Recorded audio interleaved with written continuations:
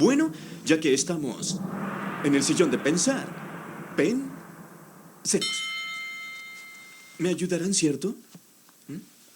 Bien. Genial. Vamos a tratar de averiguar qué escucha Blue. Nuestras pistas son gotas de agua, una nube y este sonido.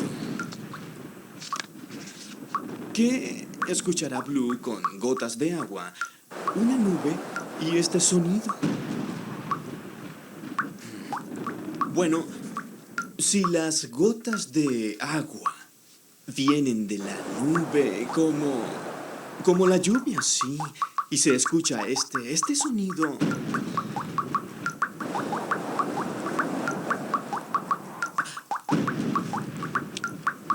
¡Hey! ¿Cómo se llama eso? ¡Una tormenta! ¡Una tormenta! Sí, eso es, porque las gotas de agua son como lluvia y la lluvia viene de las nubes y hacen ese sonido. Descubrimos las pistas de Blue. Las pistas de Blue fue las que encontramos y nos felicitamos porque lo hicimos bien.